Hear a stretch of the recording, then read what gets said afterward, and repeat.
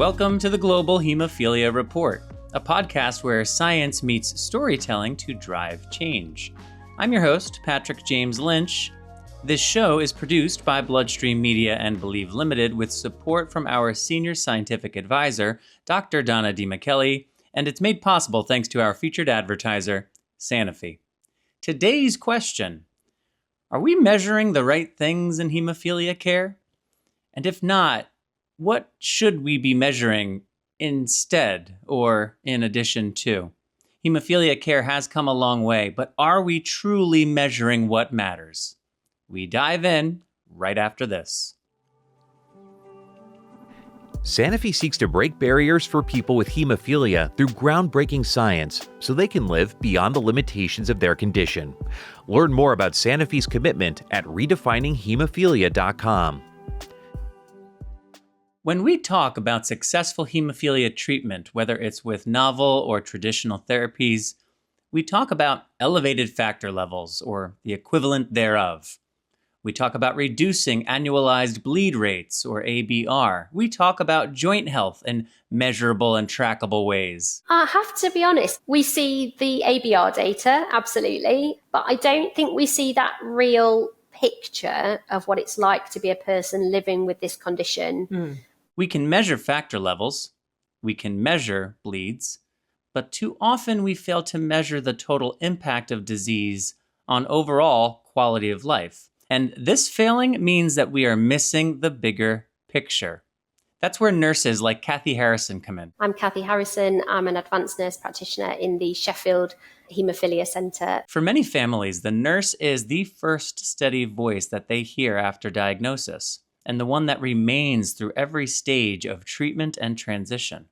These relationships aren't just clinical, they're personal and lasting. I've worked with the Sheffield team for 19 years, progressing from a Band 6 sister in the department to now an advanced nurse practitioner for the last 10 years. Now, in fairness, there are examples of ABR reduction data that tell a pretty massive story in and of themselves, as Cathy describes. If I think about novel therapies for our haemophilia A with inhibitor patients, going from having 52 bleeds in the previous 12 months to having one, having switched to a novel therapy, that's a huge change for somebody in their lifestyle. The burden of the disease, the burden of treatment, and the perspective that that has on somebody's life. And I think we don't always see that through trial outcomes, because we see the ABR dropping, but we don't see the real impact that has on somebody's life. To pause for a moment. In general, the reason that we don't see the, quote, real impact, as Cathy puts it, is because most treatments for most kinds of hemophilia now offer a very, very low annualized bleed rate.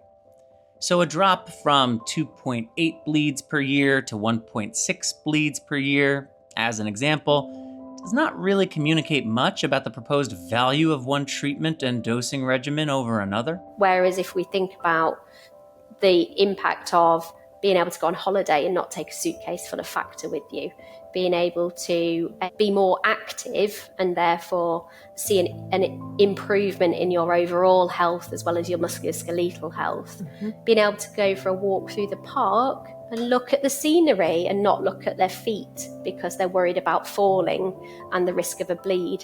And all of these things that really make a huge difference to somebody are not necessarily what we see written up in the study papers, but they are the real world picture of what a difference novel therapies make to people. And I don't think that should be underestimated.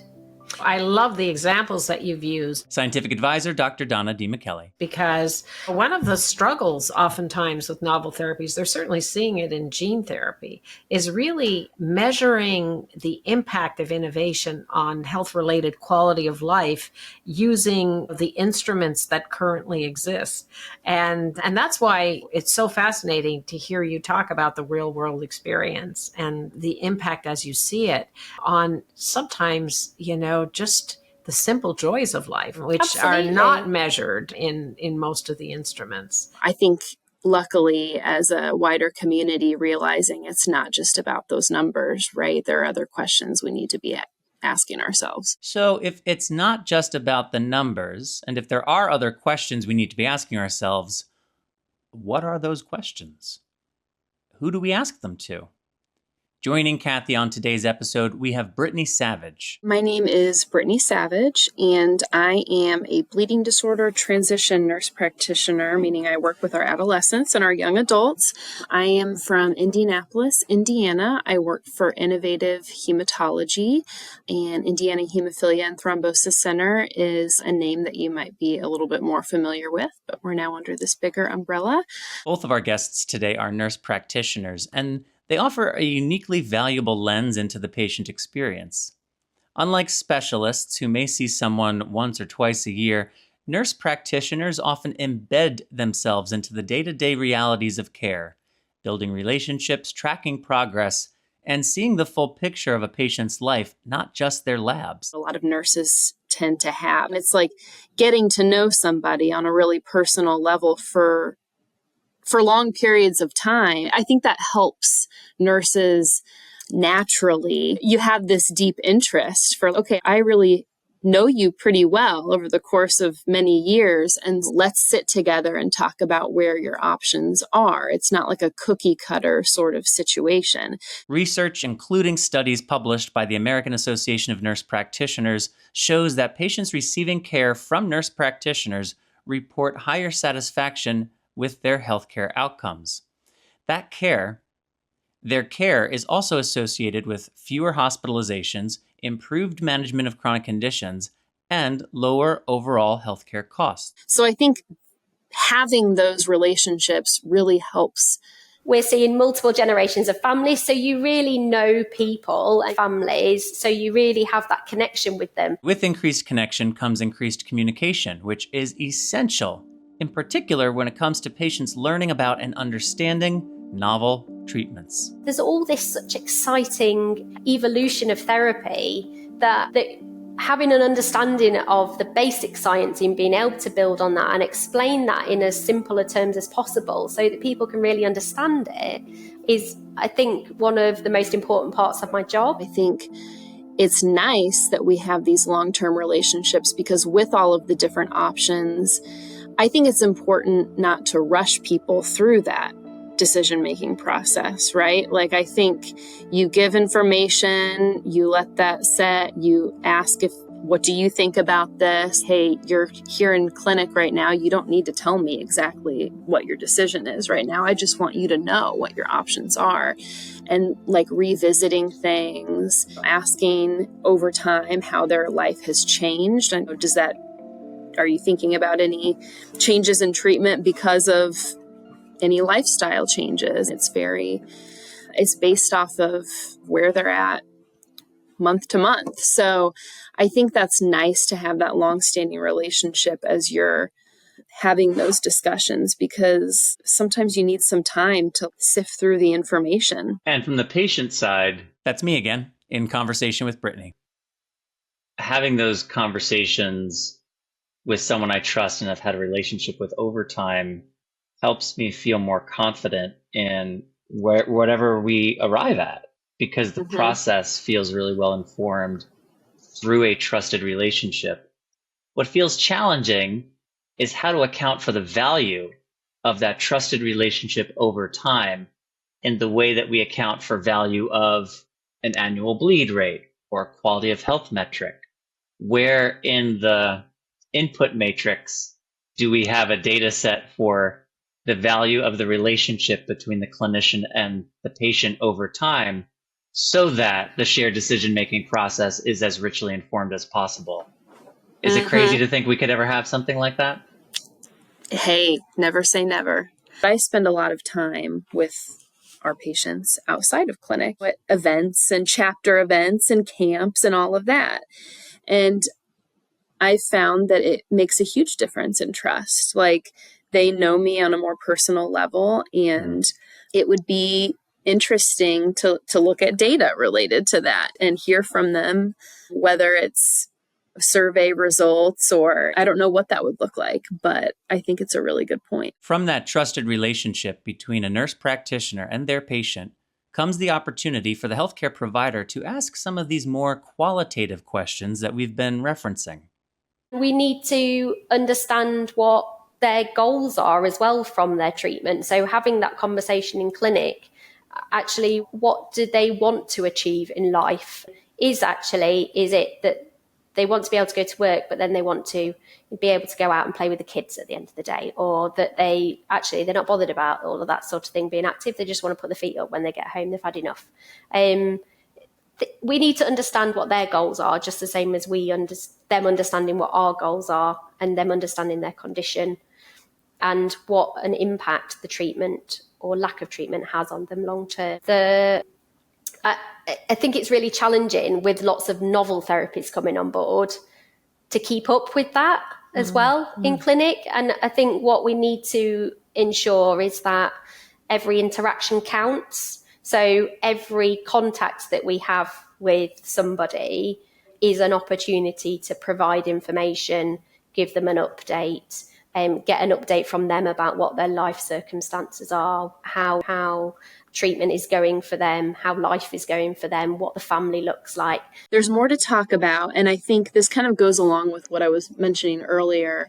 It's not being afraid to just spend more time having all of these discussions, following up. The concept of spending more time with patients is a good one, but is it feasible? Is it practical?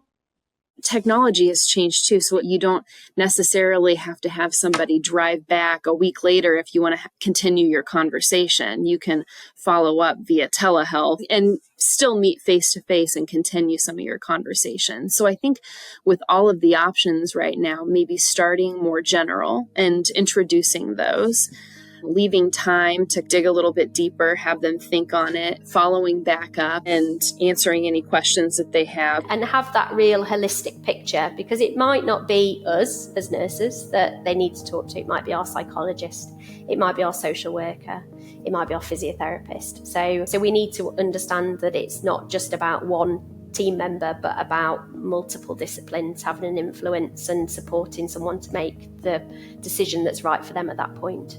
Again, making sure to ask what their goals are and what's most important to them, because maybe mode of administration is really important to them, or maybe that's not so important to them and they just want to be stuck less often. What is it? Where are some certain barriers? And again, looking at their level of activity, that might really make a difference what direction they go. We'll be right back. Hemophilia A and B are both bleeding disorders. However, they have their own unique pathologies and clinical features. Preclinical studies have shown that after infusion, individuals have 3 times more factor IX in the extravascular space than they do in the bloodstream. Due to the distinct behavior of factor IX, multiple pharmacokinetic or PK parameters should be considered when assessing the treatment and management of hemophilia B. So what does this mean for people with hemophilia? Visit the bigger picture in hemb.com. This site is intended for US HCPs only. Before the break, we looked at a key question. Are we measuring what matters in hemophilia care? We heard from Cathy Harrison, who reminded us that numbers like ABR and factor levels don't tell the whole story. Sure, going from 52 bleeds a year to just 1 is huge. But what about being able to walk through the park without fear, or travel without packing a suitcase full of meds? That's life-changing, but it's not always captured in clinical data. We also started exploring the unique role that nurse practitioners play. They're often the first point of contact and the one who stays over time. They know patients and families deeply, which helps build trust, guide decisions, and spark the kinds of conversations that don't fit neatly into a chart. So if we're not just measuring bleeds anymore, what should we be measuring? Furthermore, the framing of this conversation has been specific to patients who are able to consider novel treatments.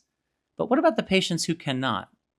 Who's getting left behind during this era of option expansion, and how are we accounting for them in a conversation about what data actually matters? I think the technology has come along, but I think it's our access to that technology that is lacking, because I think the new technologies are there. But for instance, in the UK, we're not able to utilize some of the novel therapies for our moderate and mild patient groups.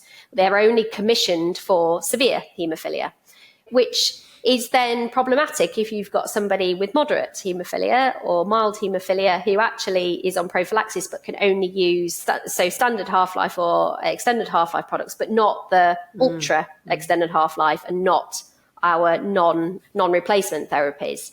So I think that leaves those individuals behind, because in reality, we're bringing our severes up to maybe 15 to 20% levels, but we've got a whole patient group between 2 and 15% who aren't eligible for that treatment. And that does seem unfair and shifts that burden much higher on those individuals. And certainly I think we recognise that our moderates and the lower mild certainly have that musculoskeletal risk, just as some of our severes have done historically.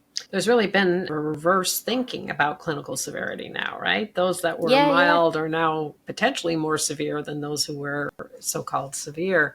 I think that for some individuals, I think we would really like some of them to be on prophylaxis, but getting that engagement to be on prophylaxis when that means perhaps having to inject IV every couple of days, every 2 or 3 days, when you've not done that all of your life and you might have had a bleed once or twice a year, many will say, what's the point? When actually we can see the long-term and ongoing effect that it is having on somebody. The nuances with which Cathy and Donna speak about severity levels and what those things actually mean in modern context is evidence alone of the importance of having a trusted expert as a guiding voice and a key relationship to patients throughout their healthcare journey, but in particular as they are considering major changes such as a new treatment option.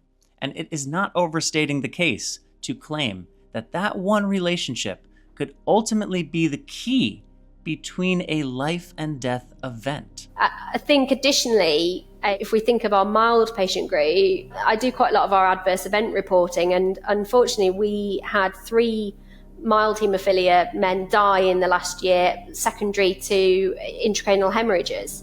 And these are all men of 15 to 20% sort of levels, and they weren't on prophylaxis because we wouldn't have routinely put them on prophylaxis. But it makes you think, should we be considering those comorbidities? Should we be really ensuring that we're monitoring for high blood pressure, that people are having these sorts of things treated?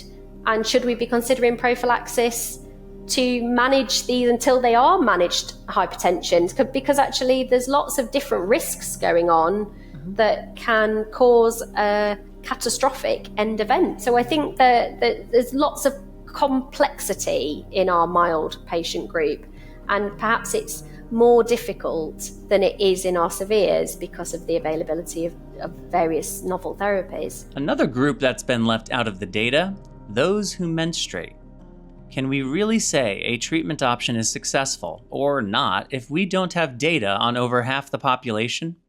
What about for the women and girls? Are there particular challenges in terms of access to innovation, access to care, that your health, either through your health system or through other challenges, make it more difficult to bring that standard of care up to where you'd like it to be? So I do our joint gynecology clinic with one of our gynecology consultants, and the positive outcomes that we see out of that joint consultation, the input from both disciplines to make a really combined outcome for the woman living with this condition, really see really positive outcomes, which is fantastic. This is a great example of the benefits of a holistic approach to care, which Cathy mentioned earlier.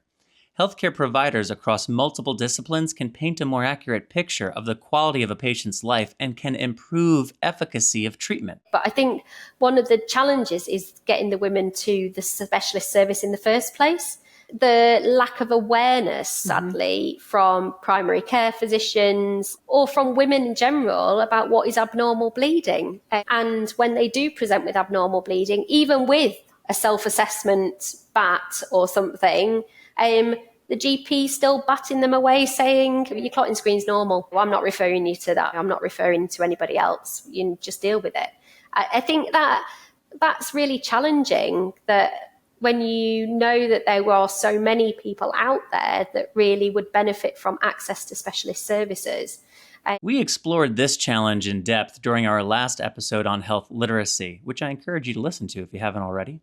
A lack of understanding around what constitutes normal menstrual bleeding remains one of the biggest barriers to care, preventing far too many from recognizing when to seek help. And additionally, I think an awareness about iron levels and things as well. So if you look at the normal range of laboratory iron levels, that there are so many of them that are actually, it's normal if you look at an average range, but that's not really normal for somebody to function. So I think if services are only looking for the red flag against a result rather than having a true picture of what is abnormal for someone to function with, I think all of these things really do women live in society to a detriment, really. And that is incredibly challenging for us all to raise awareness across the board in society. Awareness and education are certainly important pillars to progress, but what prevents them from having their full effect?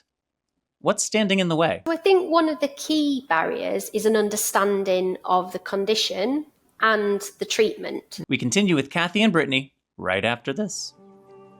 #MyHemophiliaTruth. Real stories powered by Sanofi. It's time to consider the whole experience when it comes to managing hemophilia and change the conversation. Explore the full story at www.myhemophiliatruth.com. It's hard to overstate the role of education in today's rapidly evolving healthcare landscape, especially as new therapies continue to enter the market. But educating patients and families becomes even more challenging when we're still lacking clear data on what good hemophilia care truly looks like beyond factor levels and bleed rates. Without that foundation, even the best intentions can lead to confusion or missed opportunities. If an individual living with a condition doesn't necessarily understand the implications of a lack of treatment or a lack of engagement with treatment and the long-term impact that's likely to have on them, then I think that's really difficult to explain why it would be best to have. And that's really challenging because obviously not everybody learns in the same way.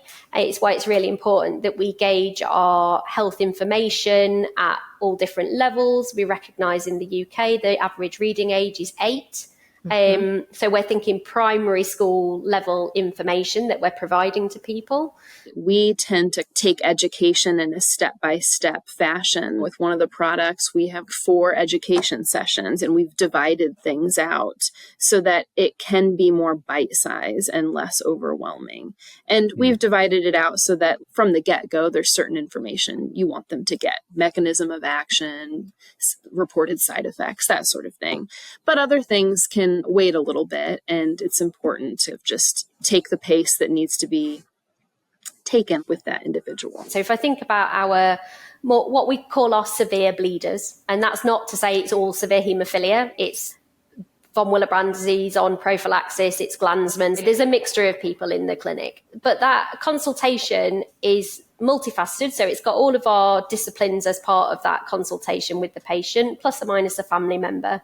And we're looking at their treatment records, where we're telling them what information is available about novel therapies, what the timescale is for those. You're currently on this, but this is also available currently. This will be coming online in the next year. We've got trials available for this. And understanding what they feel they have capacity for, because actually, do they have capacity for gene therapy? Because actually, that's a huge amount of your time that you're going to have to dedicate to that. Here's another question we should be asking when evaluating treatment success. Is it practical? Can patients realistically commit to the time, routine, and lifestyle changes required? And just as importantly, are patients and their healthcare teams aligned in the educational process?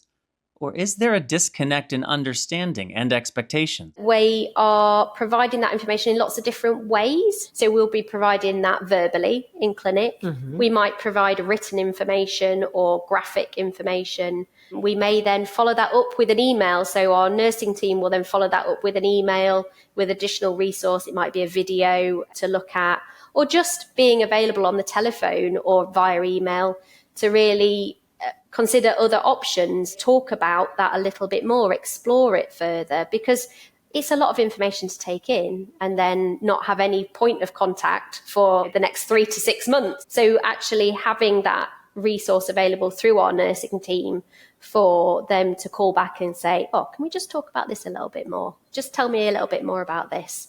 And obviously people are at all different levels. So I've said about the average reading age is 8, but then likewise, we've got lots of academics who work with patients that are with us, and they'll say I was with one in clinic the other day, and he said, oh, find me a paper on that, Cathy. Just get me a paper up on my phone and I'll go back and read it later. Knowledge is a two-way street. A patient might understand their treatment, but does the healthcare provider truly understand them?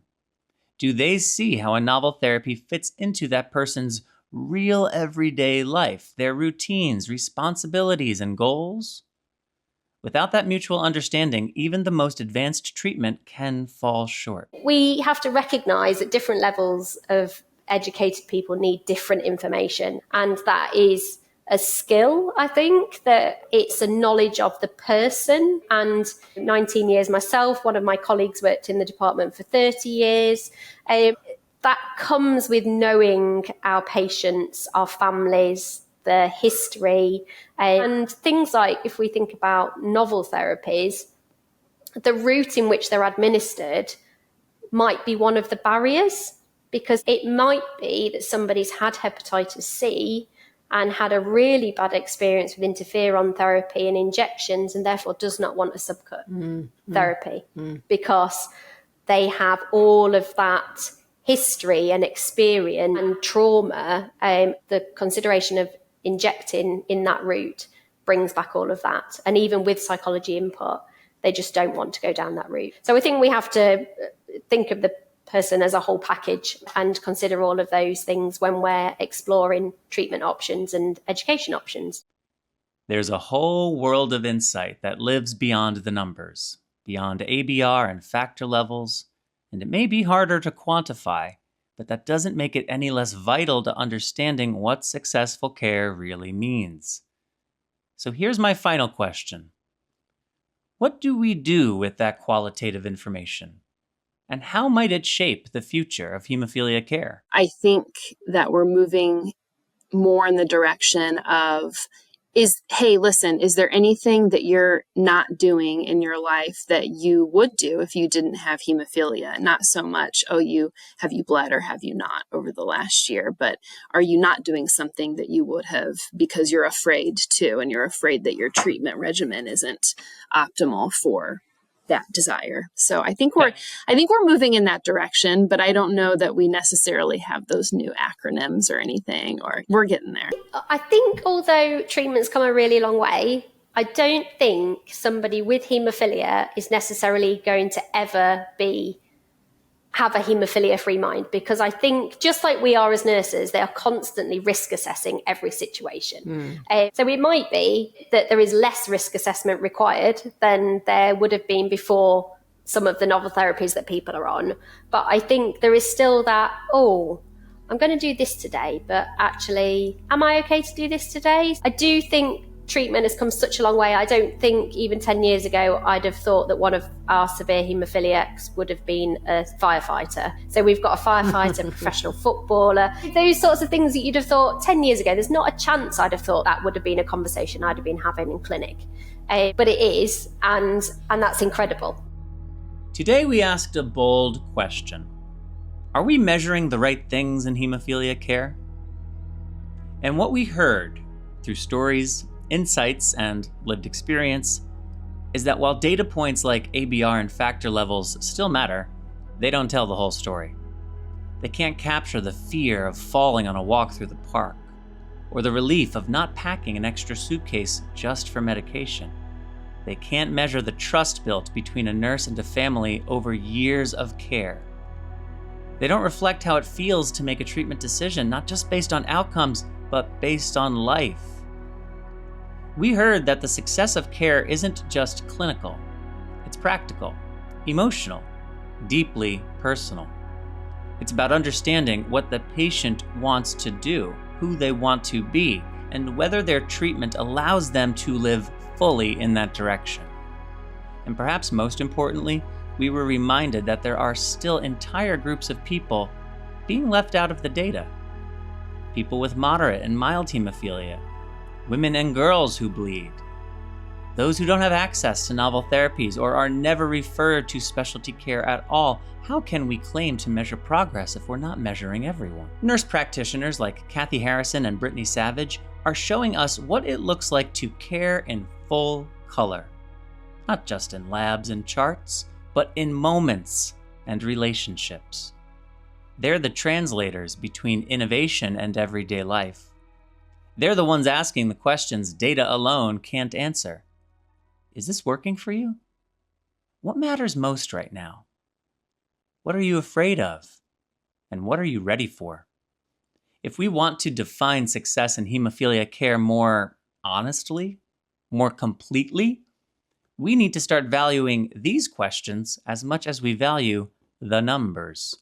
Because at the end of the day, health isn't only what can be measured in numbers. It's also what can be lived. So thanks for listening to the Global Hemophilia Report, and thank you so much to Cathy and Brittany for their contributions.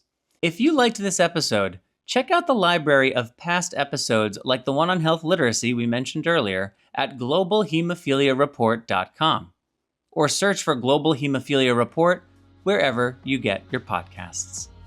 This episode of the Global Hemophilia Report was made possible thanks to our featured advertiser, Sanofi. Special thanks to Dr. Donna DiMichele, our senior scientific advisor, and Keith Cornelick, our producer. This episode was written by Kay Vermeil and edited by Japneet Dhaliwal. We'll be back next month with another critical conversation. My name is Patrick James Lynch, and until next time.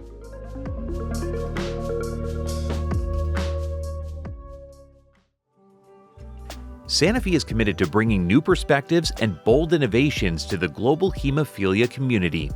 Learn more about how Sanofi is committed to breaking barriers and supporting the community at redefininghemophilia.com.